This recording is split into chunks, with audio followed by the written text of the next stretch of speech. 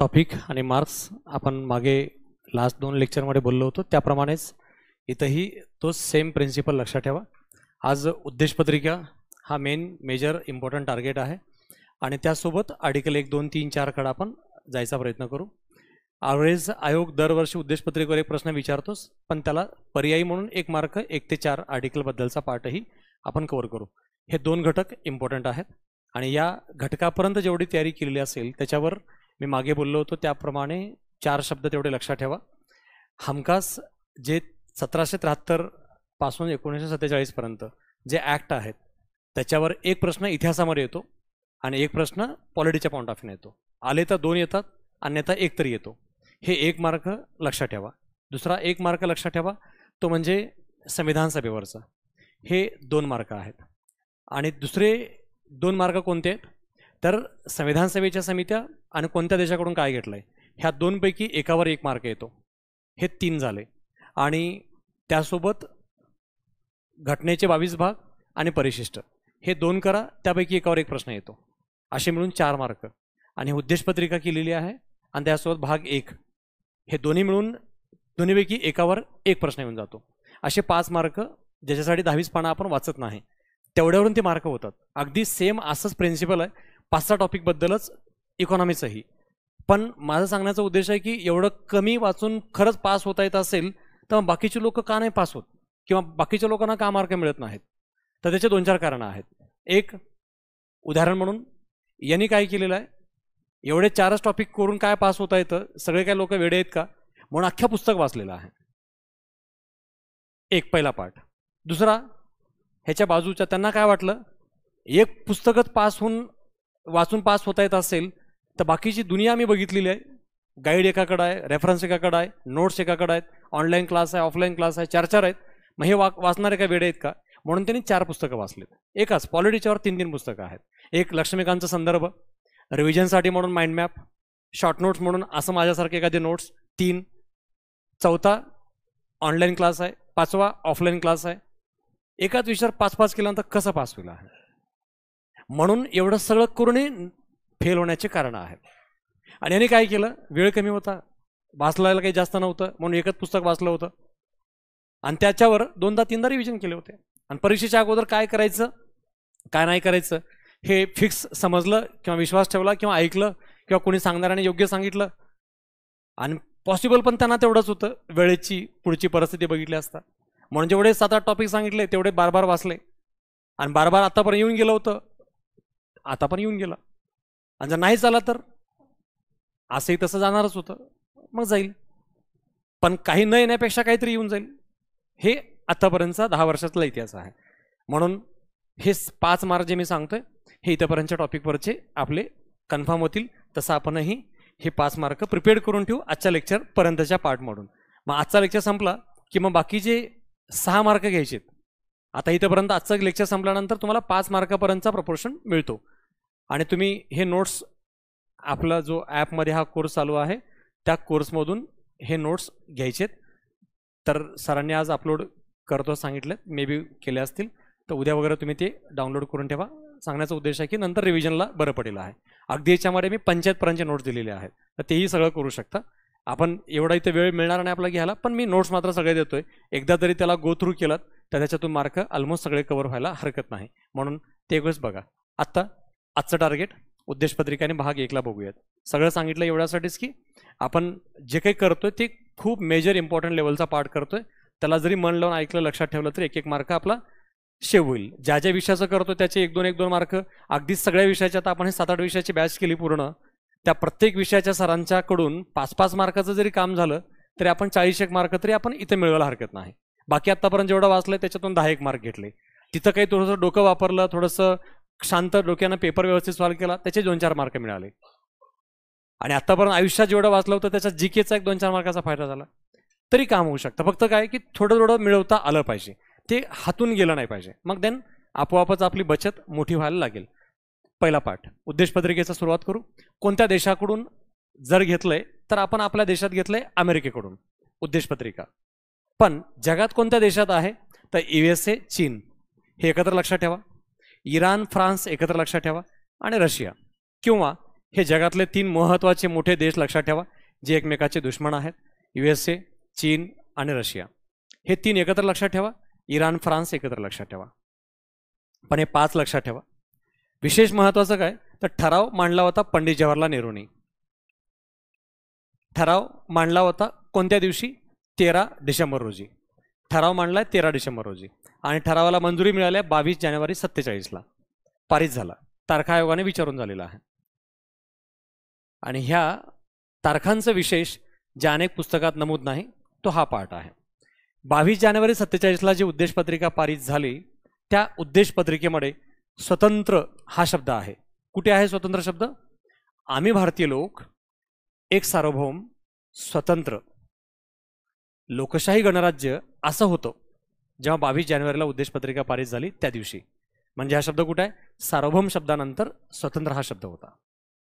पण हा 22 जानेवारी 47चा स्वतंत्र शब्द आपण काढून टाकला नोव्हेंबर 1949च्या जे आपण लास्ट लेक्चरमध्ये बघितली 11वी बैठक, 11वं सत्र जे संविधान सभेचं झालं त्या 11व्या सत्रामध्ये हे आपण काढून टाकलं. स्वतंत्र हा शब्द रद्द केला. म्हणून 26 जानेवारी 1950 पासून अंमलात आलेल्या राज्यघटनेच्या उद्देशपत्रिकेमध्ये स्वतंत्र शब्द आपल्याला दिसत नाही. तर 22 जानेवारी 47ला बंधुता हा शब्द नव्हता. जे आपण 26 जानेवारीच्या उद्देशपत्रिकेत बंधुता वाचतो ते पहिल्या ठरावाच्या वेळेस जेव्हा मंजूर झालेली होती उद्देशपत्रिका तो बंधुता नव्हता. पण बंधुता आपण ॲड केला नोव्हेंबर 1949च्या वेळेस बंधुता समावेश केला. हे बदल त्या पहिल्या 2 टप्प्याच्या वेळेसचे महत्त्वाचे माहिती असले पाहिजे.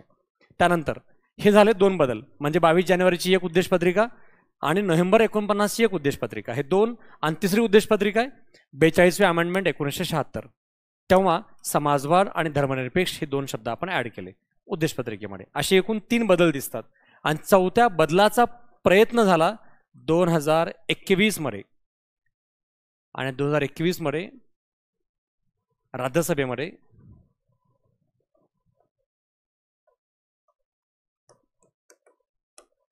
अल्फोन्जा नावाचे केरळमधले खासदार होते जे विशेष म्हणजे बीजेपीचेच होते, ज्यांनी हा प्रस्ताव मांडायचा प्रयत्न केला सभागृहामध्ये. पण तो प्रस्ताव मांडण्याला परवानगीच दिली नाही राज्यसभेच्या उपसभापतींनी, म्हणून तो ठराव पुढे आला नाही. पण यांनी ठराव मांडला होता. कोणता ठराव मांडला होता?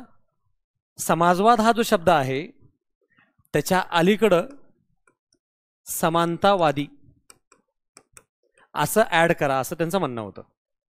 समाजवाद कसा पाहिजे? समानतावादी, इक्विटेबल सोशलिझम पाहिजे असं त्यांचं म्हणणं होतं. पण ज्या देशात अजून समाजवादच अंमलात येऊ शकला नाही तो समानतावादी होणं इम्पॉसिबल आहे.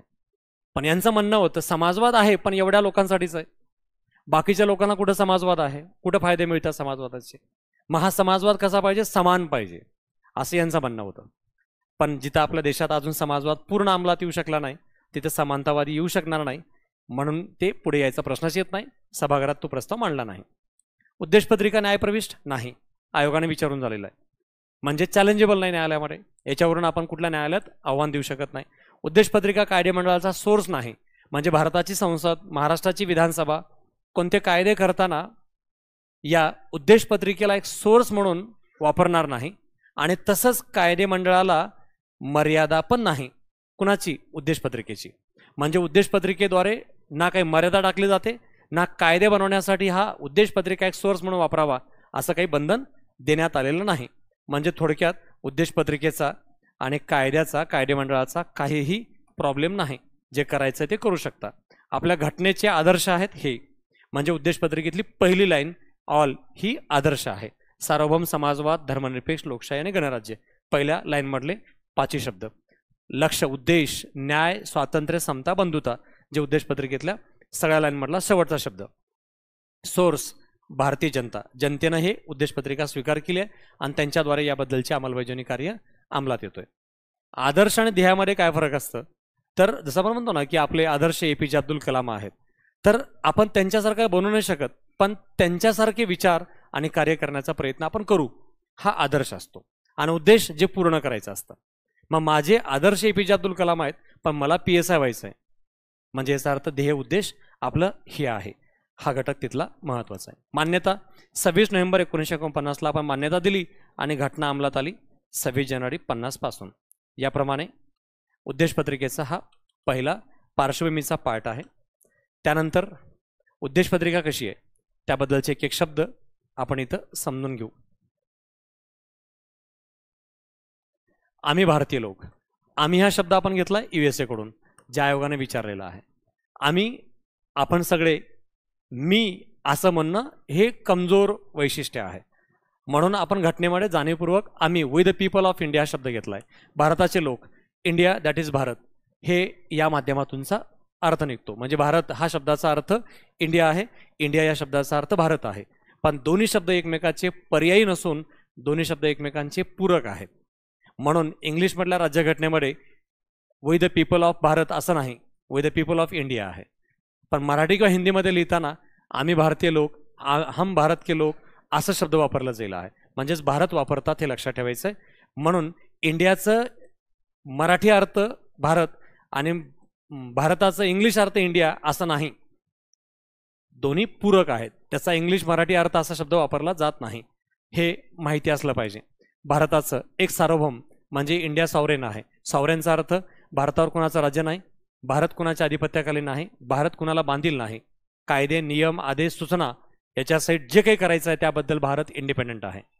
मग भारताचा भाग कुणा देशाला काही द्यायचं आहे, कुणा देशाकडून काही घ्यायचं आहे, तर हे सगळे अधिकार भारताला आहेत. आपलं काम आपण बघू शकतो, एवढे इंडिपेंडंट आहोत. असं असलं तरी 1945 पासूनच युनायटेड नेशन्सचा आपण मेंबर आहोत आणि 1947 मध्ये आपण कॉमनवेल्थ या संघटनेचा सदस्य राहायला ही मान्यता दिली आणि याप्रमाणे याची कार्यवाही सुरू झाली. पण सांगायचा उद्देश आहे, कॉमनवेल्थचेही आपण मेंबर आहोत, युनायटेड नेशन्सचे मेंबर आहोत आणि जगातल्या अनेक संघटनांचा आपण सदस्य आहोत. पण असं असून सुद्धा आपल्याला त्या संस्थेचं कोणतंही बॅरियर नाही. आपण जर काही ऐकलं नाही तरी काही बंधन नाही, काही प्रॉब्लेम नाही, कारण आपण सार्वभौम आहोत. म्हणून युनायटेड नेशन्समध्ये असलेले सर्व राष्ट्र प्रथम इंडिपेंडंट नेशन आहेत, त्यानंतर युनायटेड नेशन्सचा एक भाग आहेत. याप्रमाणे सार्वभौमतेची व्याख्या विचारात घेतली जाते. आपण समाजवादी, धर्मनिरपेक्ष दोन शब्द नंतर ॲड केलेले आहेत. समाजवादी शब्द अगोदर ॲड का केला आणि लोकशाहीच्याच अगोदर हे दोन्ही शब्द ॲड का केलेत, त्याचं महत्त्वाचं कारण आहे, भारतात जे सामान्य लोक यांच्यापासून जीवन जगण्याची जी पद्धत आहे त्या लोकांच्या किमान गरजा पूर्ण झाल्या नाही तर भारत लोकशाही देश म्हणून टिकणं मुश्किल आहे. ह्या लक्ष्याला समोर ठेवून भारतात समाजवाद आणण्याचा प्रयत्न केलेला आहे. म्हणजेच किमान लोकांच्या किमान गरजा पूर्ण करणं हे सरकारचं लक्ष राहील आणि त्यानुसार त्याची कारवाई केली जाईल. त्या समाजवाद शब्दाचा अर्थही आपण पुढे चर्चा करू थोड्यामध्ये. आता इथं लक्षात ठेवा, समाजवादी हा शब्द जो आपण ॲड केलाय तो 42व्या अमेंडमेंट 1976 नुसार केलाय. हे आता आपण मगाशी शिकलं. पण समाजवादी या शब्दाबद्दल सुप्रीम कोर्टची एक केस आहे, त्याला म्हणतात नकारा वर्सेस भारत, ही केस आहे. आणि ही केस झालेली आहे 1983ची. आणि या केसमध्ये सुप्रीम कोर्टनं समाजवाद या शब्दाचा अर्थ दिलेला आहे. आणि समाजवाद या शब्दाचा अर्थ सांगितला सुप्रीम कोर्टनं साम्यवाद आणि गांधीवाद याचं मिश्रण आहे. साम्यवाद प्लस गांधीवाद यांचा मिळून बनलेला भारतीय समाजवाद आहे, असा सुप्रीम कोर्टचा निर्णय आहे. पण जरी साम्यवाद गांधीवादाचं मिश्रण असलं तरी गांधीवादी समाजवाद याकडे झुकाव आहे. म्हणजे आपला देश झुकलेला कोणाकडे आहे? गांधीवादाकडेच. हे शब्द आणि अर्थ महत्वाचा आहे. पहिला समाजवाद, समाजवादाचा अर्थ सुप्रीम कोर्टनं 83 मध्ये सांगितला. नकारा केसमध्ये साम्यवाद आणि गांधीवाद मिळून बनलेला शब्द म्हणजे समाजवाद आहे. आपला समाजवाद ना रशियाप्रमाणे ना चायनाप्रमाणे आहे ना व्हेनेझुएलाप्रमाणे आहे. आपला समाजवाद या दोन्हीचं मिश्रण आहे. आणि या दोन्हीमध्ये पण गांधीवादाकडे जास्त झुकलेला आपण आहोत आणि गांधीवादी समाजवादी या व्यवस्थेकडे आपण झुकलेला आहोत. हे या ठिकाणच्या शब्दाच्या माध्यमातूनचा अर्थ महत्त्वाचा आहे. आणि समाजवाद हा शब्द पहिल्यांदा पब्लिक प्लेसमध्ये उच्चारला गेला होता. आवडी अधिवेशन जे काँग्रेसचं होतं 1955चं, त्या अधिवेशनामध्ये पहिल्यांदा उच्चारला गेला होता. 55चा हा वर्ष आवडी अधिवेशन आणि समाजवादाची अमेंडमेंट ह्या आयोगाने सगळं विचारून झालंय, पण आजपर्यंत आयोगाने अजून विचारलं नाही. हे सगळं विचारलं नाही. जे केसेसबद्दलचा पार्ट मी सांगितला तेवढा विचारला नाही. हे लक्षात ठेवा. धर्मनिरपेक्ष हा सुद्धा शब्द आपण 42वी अमेंडमेंट 1976 नुसारच ॲड केलेला आहे. पण धर्मनिरपेक्ष शब्दाचा अर्थ जो सुप्रीम कोर्टनं सांगितला आहे तो मात्र विशेष महत्त्वाचा आहे. आत्ता सध्या इलेक्शन चालू आहेत, कुठेतरी हा शब्द ऐकलाय कोण्यातरी नेत्याकडून काल किंवा परवा, आणि वाक्य असं होतं, मी हिंदू आहे पण मी धर्मनिरपेक्ष आहे. असं ऐकलं वाक्य. आता कोणतरी चर्चा करताना न्यूजपेपरमध्ये खूप मोठं हेडलाईन आहे, मी जरी पक्ष बदलला असला, मी जरी पक्षात कोणी असलो किंवा नसलो, कसंही असलो तरी मी हिंदू आहे पण मी धर्मनिरपेक्ष आहे. तर मला सांगायचं, विचारायचा अर्थ असा आहे की मी ख्रिश्चन आहे, मी बौद्ध आहे, मी जैन आहे, मी हिंदू आहे, तर मी धर्मनिरपेक्ष आहे की नाही. समजा मी हिंदू धर्माचं पालन करतो, मी दररोज हिंदू धर्माची पूजा करतो, मी प्रार्थना करतो, मी हिंदू आहे, पण मी तुमच्या सर्व धर्माचाही मी आदर करतो, रेस्पेक्ट करतो, तर मी धर्मनिरपेक्ष आहे की नाही. मी धर्मनिरपेक्ष आहे असं कोणाकोणाला वाटतंय? कुणाकोणाला वाटतंय? जर हात वर करा. मी धर्मनिरपेक्ष आहे. ओके, चुकू द्या ना, हरकत नाही काही. म्हणजे बरोबर असेल तर बरोबर येईल, चुकलं असेल चुकलं येईल. धर्मनिरपेक्ष आहे. आणि कुणाकोणाला वाटतं मी धर्मनिरपेक्ष नाही? कोणाला वाटत नाही? आहे मी धर्मनिरपेक्ष. ओके, तर लक्षात ठेवा, मी माझ्या धर्माचं पालन करत आहे तर मी धार्मिक आहे. आणि जो धार्मिक आहे तो धर्मनिरपेक्ष कसा? मी एक तर धार्मिक असला पाहिजे, अन्यथा मी धर्मनिरपेक्ष असला पाहिजे. निरपेक्ष म्हणजे कुठलाच धर्म नाही. निरपेक्ष अर्थ माझा कुठलाही धर्म नाही, त्याला धर्मनिरपेक्ष म्हणतात. पण मी माझ्या हिंदू धर्माचं पालन करतो आणि त्यासोबत मी तुमच्या सर्व धर्माचा आदर करतो, तर मी कोण आहे? मी सर्व धर्म समभावी आहे. मी सगळ्या धर्माचा आदर करतो, सर्व धर्म समान मानतो, मी सर्व धर्म समभावी आहे. आणि मी माझाही धर्म मानत नाही आणि मी तुमचाही धर्म मानत नाही. मी माझाही धर्म मानत नाही, मी तुमचाही धर्म मानत नाही, पण मी माझ्या धर्माचाही विरोध करत नाही आणि मी तुमच्या धर्मालाही विरोध करत नाही, तर मी धर्मनिरपेक्ष आहे. ना मी काही स्वीकार करतो, ना मी काही नकार देतो, ना मला काही विरोध करायचा आहे, ना कशाचा मला अपमान करायचा आहे. निरपेक्ष, ज्याला आपण निर्गुण म्हणतो, अशा टाईपमध्ये. असं होते भगतसिंग, जे धर्मनिरपेक्ष होते. गांधीजी कसे होते? गांधीजी काय होते? गांधीजी धार्मिक होते? गांधीजी सर्व धर्म समभावी होते की गांधीजी धर्मनिरपेक्ष होते? समभावी होते. मग गांधीजी समभावी होते, धर्म समभावी होते, तर गांधीजी धार्मिक पण होते का? असायलाच पाहिजे. जर मी तुमच्या सगळ्या धर्माचा आदर करतोय तर मी पण माझा कुठला धर्म मानतच असणार आहे. जर मी माझाच कुठला मानत नसेल तर तुमचा मानण्याचा मी प्रश्नच येत नाही. गांधीजी पूर्ण धार्मिक होते, कट्टर हिंदू होते. गांधीजी प्रार्थना करायचे सकाळ संध्याकाळ, पूजा करायचे. ऑब्व्हियसली गांधीजी धार्मिक होते, पण त्यासोबत गांधीजी इतर धर्माचाही आदर करायचे, म्हणून सर्व धर्म समभावी होते. पण भगतसिंग धर्मनिरपेक्ष होते. ते कोणत्या धर्माला विरोध करत नव्हते, ना ते कोणता धर्म स्वीकार करत होते. म्हणून भगतसिंग यांचं म्हणणं होतं, माणूस हाच एक धर्म आहे जो सर्वश्रेष्ठ आहे. आणि म्हणून भगतसिंग यांचं म्हणणं होतं, आपल्या देशात समाजवाद पाहिजे आहे, साम्यवादी व्यवस्था पाहिजे. ते समानतावादी होते, म्हणून ते कुठला धर्मावरून आणि कशावरून भेद करायचे नाहीत. सांगायचा उद्देश आहे, जर मी हिंदू आहे असं म्हणत असेल तर मी धर्मनिरपेक्ष आहे असं म्हणणं हे पटत नाही. पण ते आम्ही निवडणुकीसाठी बोलतो, कारण समोरचा वर्ग अनेक धर्माचा आहे तर आम्हाला बोलावं लागेल की मी धर्मनिरपेक्षच आहे. मग समोरचा वर्ग एका धर्माचा आहे तर मग मी बोलायला लागतो, मुस्लिमांनी मुस्लिमांनाच मतदान करा, हिंदूंनी हिंदूंनाच मतदान करा. असा प्रकार आपण निवडणुकीमध्ये बघताना बोलतोच आहे, आता सध्या चालूच आहे. तर खरं तर निवडणूक आयोगानं हे सूचना दिलेल्या आहेत, धर्माच्या आधारावर मतदान मागता येत नाही. हे केस पण हायकोर्ट मुंबईमध्ये आलेली होती आणि सुप्रीम कोर्टने पण निकाल दिला, 2016 निकाल दिला. केस होती ऑलमोस्ट 1996ची आणि केस होती ती म्हणजे मनोहर जोशी यांची, शिवसेनेतले मनोहर जोशी, BJPतले मुरली मनोहर नाही, शिवसेनेतले मनोहर जोशी जे होते त्यांची केस होती. भिवंडीमधल्या एका सभेमध्ये ते धर्मावरून काहीतरी मतदानाबद्दलची चर्चा होती. 96-97ची केस होती, निकाल लागला 16 जोपर्यंत ते रिटायर झाले होते निवडणुकीतून आहे, राजकारणातूनच आहे. पण सांगण्याचा उद्देश आहे की 1951च्या लोकप्रतिनिधित्व कायद्यानुसार आचारसंहितेमध्ये दिलेल्या नियमाप्रमाणे धर्म जात यावरून मतदान मागता येत नाही किंवा मागू नये ही पद्धत आहे. सांगण्याचा उद्देश धर्मनिरपेक्षतेचा अर्थ होता. अर्थ समजला धर्मनिरपेक्षतेचा, आपला कुठला धर्म नाही, आपण कुणा धर्माला मानत नाही, आपण कुणा धर्माला विरोध पण करत नाही.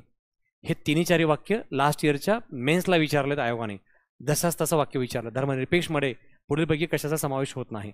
हे जे आपण इन जनरल गप्पा मारल्यात जस्ट त्याचा अर्थ म्हणून हेच ऑप्शनमध्ये आलेले आहेत आयोगाने. मेन्सला पण विचारलं, त्याच्या 2 वर्षा अगोदर प्रीला पण विचारलेलं आहे. धर्मनिरपेक्ष धर्मनिरपेक्ष काय आहे? आपला देश आहे. आपल्या देशाचा कुठला धर्म नाही, आपला देश कोणा धर्माला विरोध करत नाही, आपला देश कोणता धर्म अंगीकार पण करत नाही.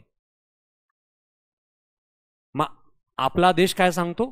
तुम्हाला जे करायचे ते करा, धार्मिक राहायचं राहा, धर्मनिरपेक्ष राहायचं राहा, सर्व धर्म समभाव मानायचा राहा, सगळेजण मिळून मिसळून राहा. हे कुठं सांगितलंय? आर्टिकल 25, धर्म स्वातंत्र्य. तुम्हाला जसं राहायचं तसं राहा, धर्म ही बाब तुमची खाजगी आहे, तुम्ही तुमचं जसं राहायचं ते राहू शकता मूलभूत अधिकाराप्रमाणे. लोकशाही प्रत्यक्ष अप्रत्यक्ष दोन्ही प्रकारची आहे आपल्या देशात. प्रत्यक्ष लोकशाही घेतली ब्रिटनकडून, अप्रत्यक्ष घेतलं अमेरिकेकडून. गणराज्य हे घेतलंय फ्रान्सकडून. रिपब्लिक वर्ड जे आपण लास्ट लेक्चरमध्ये बघितलं, गणराज्य घडवण्याचा आपल्या सर्व नागरिकांना आपण या माध्यमातून काय देतोय? हे आदर्श होते. ह्या आदर्शाच्या माध्यमातून आपल्याला काय अचीव करायचं आहे? आपले उद्देश, आपले ध्येय गाठायचे आहेत. काय ध्येय आहे? न्यायाचं. न्याय हा शब्द आपण घेतलाय रशियाकडून. कधी? 1917च्या रशियन क्रांतीतून झार राजाची सत्ता उलटून तत्कालीन लेनिननी सत्ता ताब्यात घेतली आणि कामगारांना सांगितलं, कामगारांनो हा देश तुमचा आहे, गरिबांनो हा देश तुमचा आहे आणि हा राष्ट्र तुमचा असेल, या राष्ट्राचे मालक तुम्ही असाल. हे कोण बोललं होतं? तत्कालीन लेनिनने बोललं होतं. हेच वाक्य पुढे स्टॅलिनने बोललं, हेच वाक्य पुढे आता पुतीनने बोलला आणि हेच वाक्य देशातले जगातले अनेक नेते बोलतात. भारताचे प्रधानमंत्री, महाराष्ट्राचे मुख्यमंत्री निवडणुकीच्या काळात पण सगळे हेच बोलतात, कामगारांनो देश तुमचा आहे, शेतकऱ्यांनो हा देश तुमचा आहे. निवडणुकीच्या काळात 5 वर्षानंतर कुणाचाच कोणी नसतो आहे. पण असं का बोलतात?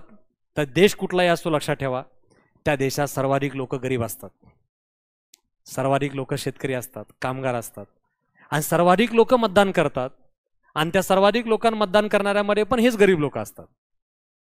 त्यामुळे ऑब्व्हियसली यांना हातात धरल्याशिवाय निवडून येता येतच नाही. म्हणून निवडणूक प्रचाराचा अजेंडा आणि निवडणूक काळातले आश्वासनं ह्या कामगार जनतेशी असतात आणि त्यांना न्यायाची आश्वासनं निवडणूक काळामध्ये येताना हे दिसतात. न्याय कसा आहे? न्याय सामाजिक, आर्थिक, राजकीय आहे. ह्याला आपण असं बोलतो SEPच्या प्रमाणे सोशियल, इकॉनॉमिकल, पॉलिटिकल. न्याय सामाजिक, आर्थिक, राजकीय न्याय. अगोदर समाजात प्रतिष्ठा मिळाली पाहिजे, पोटाला खायला अन्न मिळालं पाहिजे, मग ते निवडणुका राजकारणाचा आपण नंतर बघू. ह्या सगळ्यांचा न्याय कुठून घेतला? रशियन क्रांती 17. त्यानंतर विचार, अभिव्यक्ती, विश्वास, श्रद्धा. आपल्या सगळ्यांचे विचार आहेत. आपण सगळेजण इथे विचार केला म्हणून लेक्चरला पोहोचलो. आपण काही पण विचार केल्याशिवाय काहीच करू शकत नाही. हे स्वातंत्र्याचा उपभोग सुद्धा आपण विचार केल्यानंतरच घेतो. आज जगात जे काही चाललंय, कोणीतरी काहीतरी विचार केलंय म्हणून चाललंय. म्हणून सुरुवात विचारापासून होते आणि विचार जसं करू तसं अभिव्यक्त करतो. आता मी तुम्हाला जसं शिकवतोय हे माझी अभिव्यक्ती आहे. तुम्ही आज जिथं बसलास, जे काही करत आहात ते तुमची अभिव्यक्ती आहे, एक्सप्रेशन. आणि जेव्हा मी माझे विचार मांडतो आणि जसे मी मांडतो ते विचार तुम्हाला पटले तर तुम्ही विश्वास ठेवाल आणि एवढा विश्वास ठेवला की त्यानंतर तुम्ही माझ्यावर श्रद्धा ठेवून काम करायला लागाल. आणि हे पूर्ण झालं की तुमचं माझं स्वातंत्र्याची सुरुवात या माध्यमातून अंमलात यायला लागते. त्याची उपासना, प्रयत्न, मिळवणे हा उद्देश आहे. लक्षात कसं ठेवणार? हा अर्थ झाला. शब्द लक्षात ठेवा. विचार, अभिव्यक्ती. भाऊ बहीण समजा, पती पत्नी समजा, काही पण समजा. विचार, अभिव्यक्ती. विचारची पत्नी अभिव्यक्ती, विश्वासची पत्नी श्रद्धा. सगळे मिळून उपासना करतायत. कशाची? स्वातंत्र्याची. सिक्वेन्स महत्वाचा आहे, लॉजिकल लक्षात राहायला पाहिजे. मग आता याचा शब्द मागे पुढे झाला तर विश्वासच्या ठिकाणी विचार, विचारच्या ठिकाणी विश्वास. तर त्याला उत्तर असं आहे, मी मगाशी बोललो, विश्वास ठेवू शकत नाही जोपर्यंत विचार नाही करत. म्हणून ऑलवेज फर्स्ट विचार येईल. अभिव्यक्ती नाव मोठं आहे, मोठ्या भावाची पत्नी मोठी आहे, लहान भावाची पत्नी लहान आहे, श्रद्धा लहान आहे, शब्द लहान. लक्षात ठेवायला सोपा जाईल. याप्रमाणे हे 4 शब्द लक्षात ठेवा. स्वातंत्र्य कुठून घेतलंय? अमेरिकन क्रांती, USA 1776. अमेरिकन क्रांतीतून हा शब्द प्रेरित आहे. दर्जा व संधीची समानता, आता समानता आहे. समानता आपण कुठून घेतलंय? फ्रान्स. फ्रेंच क्रांती, फ्रेंच क्रांती आहे 1789 मधली, फ्रेंच क्रांतीतून. आणि आता लास्ट इयरला प्रीला प्रश्न विचारला आयोगाने. आयोगाने काय प्रश्न विचारला? दर्जा, सुविधा व संधी असं कोट केलं आणि ह्याला डबल इन्व्हर्टेड कॉमा केला. आता मला सांगा, हे कोट केलेलं वाक्य उद्देशपत्रिकेत आहे की नाही? हे वाक्य उद्देशपत्रिकेत आहे की नाही असं विचारलं तर तुम्ही उत्तर काय द्याल? आहे बोलाल की नाही बोलाल? काय बोलाल? आहे की नाही? आहे कोणाकोणाला वाटतं? जरा हात वर.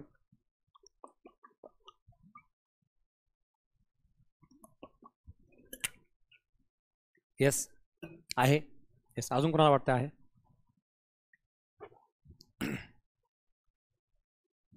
तुम्ही असं म्हणू नका की मग सुविधा ते शब्दाचं काय करायचं. तर त्याचं उत्तर स्पष्ट आहे. तुम्हाला काय विचारलंय? आहे विचारलंय की नाही विचारलंय सांगायचंय.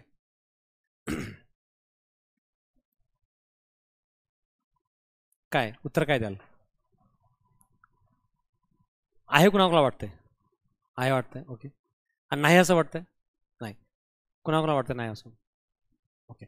तर ॲब्सोल्युटली नाही. जर मी तुम्हाला बोलला असतो यापैकी कोणते शब्द उद्देशपत्रिकेत आहेत, मग देन तुमचं उत्तर करेक्ट आहे. तुम्ही म्हणू शकता हा शब्द आहे, हा शब्द आहे. पण मी तुम्हाला काय विचारलंय?